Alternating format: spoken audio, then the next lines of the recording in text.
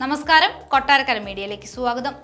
സിദ്ധാർത്ഥന്റെ വിഷയം ഉന്നയിച്ച് കോൺഗ്രസ് നേതാക്കൾ നടത്തിവന്ന നിരാഹാര സമരം അവസാനിപ്പിച്ചു. പ്രതിപക്ഷ നേതാവ് വി.ഡി. സതീശൻ സമരപ്പന്തലിലെത്തി രാഹുൽ മാങ്കൂട്ടത്തിലിനെയും ജെ.ബി. മേത്തർ എം.പിക്കും അലോഷ്യസ് സേവ്യറിന് നാരങ്ങനീര് നൽകിയാണ് സമരം അവസാനിപ്പിച്ചത്. കുടുംബത്തിന്റെ വികാരം മാനിച്ച് കേസ് CBIക്ക് വിടാൻ തീരുമാനിച്ചതായി മുഖ്യമന്ത്രി സിദ്ധാർത്ഥന്റെ കുടുംബത്തെ അറിയിച്ചതിനെ തുടർന്നാണ് സമരം അവസാനിപ്പിക്കുന്നതെന്ന് വി.ഡി. സതീശൻ അറിയിച്ചു. മുഖ്യമന്ത്രി വാക്ക് പാലിക്കുമെന്ന് വിശ്വസിക്കുന്നുവെന്നും വാക്ക് തെറ്റിച്ചാൽ ഇതിനേക്കാൾ വലിയ സമരം സംഘടിപ്പിക്കുമെന്നും സതീശൻ പ്രതികരിച്ചു.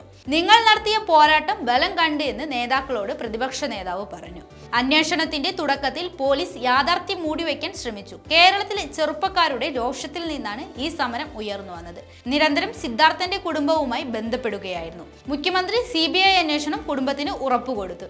ഈ 3 പേരും നടത്തിയ പോരാട്ടത്തിന്റെ ബലമാണ് ഗവൺമെന്റ് CBIക്ക് അന്വേഷണം ഉറപ്പു നൽകിയതെന്നും അദ്ദേഹം പറഞ്ഞു. മുഖ്യമന്ത്രിയും ആഭ്യന്തരമന്ത്രിയുമായ പിണറായി വിജയന് വിശ്വാസമില്ല എന്നും ഒരു പിതാവ് എന്ന നിലയിൽ പിണറായി വിജയൻ വാക്കുപാലിക്കുമെന്ന് കരുതുന്നെന്നും രാഹുൽ മാങ്കൂട്ടത്തിൽ പ്രതികരിച്ചു. താങ്കളുടെ ആരോഗ്യനില മോശമാണ്, എന്നാൽ ആരോഗ്യമല്ല പ്രധാനമെന്നും സിദ്ധാർത്ഥന്റെ നീതിയാണ് പ്രധാനമെന്നും അദ്ദേഹം വ്യക്തമാക്കി. പൂക്കോട്ട് വെറ്റിനറി കോളേജിൽ തൂങ്ങി മരിച്ച നിലയിൽ കണ്ടെത്തിയ വിദ്യാർത്ഥി JS സിദ്ധാർത്ഥന്റെ മരണത്തിൽ ആന്റി റാഗിംഗ് സ്ക്വാഡ് UGCക്ക് നൽകിയ റിപ്പോർട്ടിൽ നടന്ന കാര്യങ്ങൾ പുറത്തു പറയരുതെന്നും ഡീനും അസിസ്റ്റന്റ് വാർഡനും ആവശ്യപ്പെട്ടെന്നാണ് മൊഴി. 2019-ലും 2021-ലും സമാന മർദ്ദന മുറകൾ ഹോസ്റ്റലിൽ നടന്നുവെന്നും കണ്ടെത്തലുണ്ട്. ഗുരുതര കണ്ടെത്തലുകളാണ് റിപ്പോർട്ടിലുള്ളത്. വിദ്യാർത്ഥികൾ പോലീസിന് മൊഴി നൽകുമ്പോൾ ഡീനും അസിസ്റ്റന്റ് വാർഡനും ഒപ്പം നിന്നു. ഭയം മൂലം സത്യസന്ധമായ വിവരങ്ങൾ പറയാൻ കഴിഞ്ഞില്ല. അന്വേഷണ കമ്മിറ്റിക്ക് മുന്നിൽ മൊഴി നൽകാതെ അധ്യാപകരും വിദ്യാർത്ഥിനികളും വിട്ടുനിന്നു. 2019-ലും 2021-ലും സമാന മർദ്ദന മുറകൾ ഹോസ്റ്റലിൽ നടന്നിരുന്നു.